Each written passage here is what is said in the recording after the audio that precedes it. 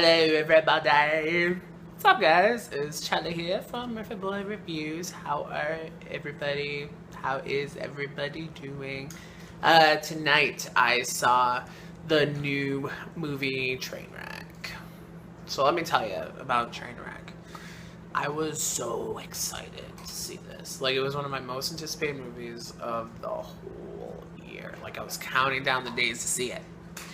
So I saw it first showing that I possibly could go to, and like my expectations were so high. It has like a ridiculous score on Rotten Tomatoes. I heard like new comedy classic, and you know that it was just brilliant and hilarious and everything. So I was super excited to see it, and obviously I adore Amy Schumer. Like, I love her. I think she's hilarious. I think she is gorgeous. Any of y'all haters can go out of here because I love her and I think she's beautiful and awesome, and she's just so, I love her humor. Like, I love her. So obviously I was super excited to see it.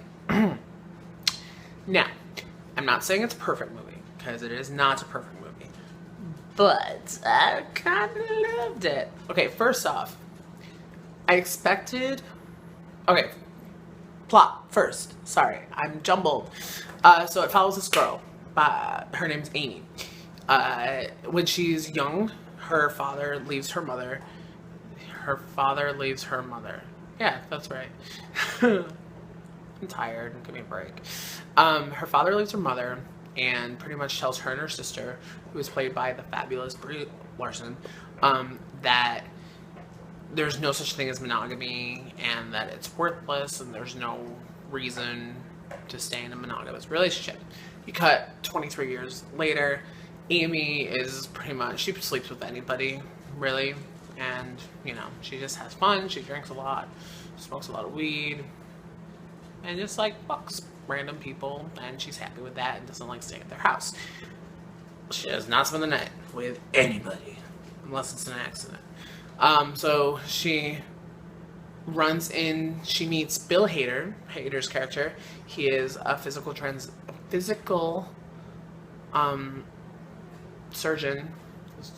He's a surgeon. This is the worst review ever. So he's a surgeon for, sports people. And she works for a men's magazine. Amy works for a men's magazine. And she has to do an interview with him, and she ends up sleeping with him and spending the night, freaks her out, blah, blah, blah, whatever. Basic premise of the movie, even though I can't freaking talk tonight. Yeah. So anyways, so that's the plot of the movie. I expected it to be funnier than it was. Not saying it wasn't funny. There were definitely times where I was laughing my butt off. Early on, there's a scene, she's dating John Cena, which I was like, what? Why? But actually, he was hilarious, and it was it was a hilarious scene. But I expected it to be funnier. And that's not a negative thing. It just, I think, has to do with one's expectations, because I heard how funny it was. Definitely was funny, but it wasn't like laugh a minute hilarious. It was just very funny.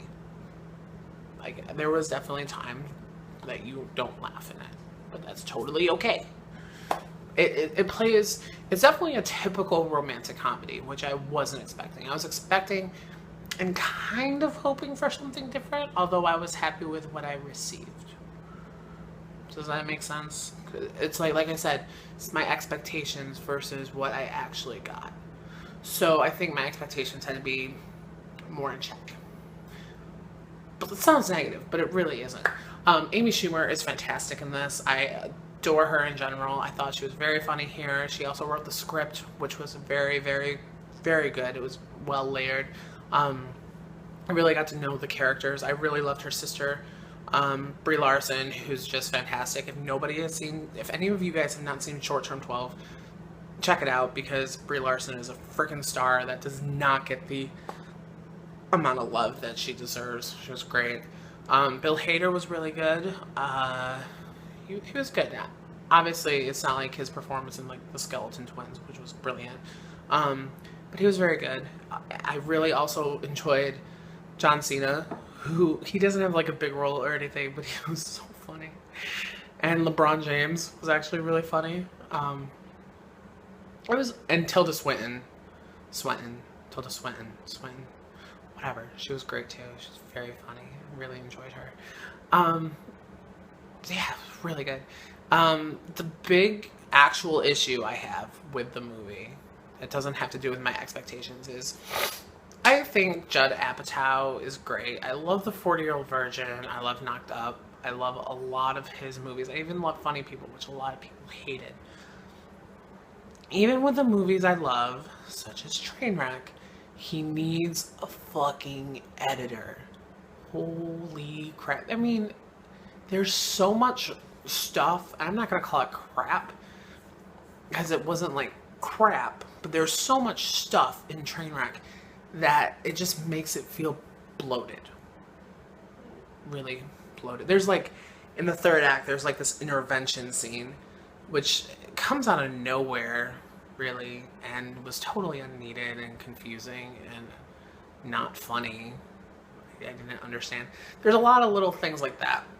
And then there were scenes that were funny, but you were like, why is this here? It doesn't serve anything to the plot.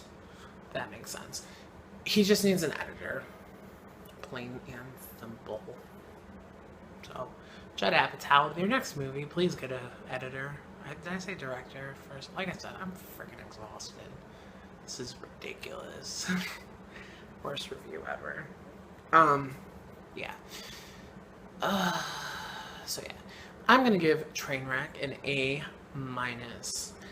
With a little more editing, I do think it could have been an A, because it was a really nice, great romantic comedy.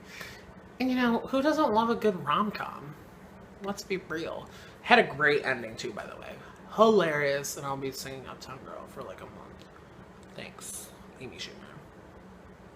I love you so much. Alright, if you guys like this review, which I don't know why you would, because it sucks, but if you like this review and you would like more, make sure you subscribe to me on YouTube and like my Murphy Boy Facebook page, Murphy Boy Reviews, and I'll see you guys soon. Alright, thanks guys, bye!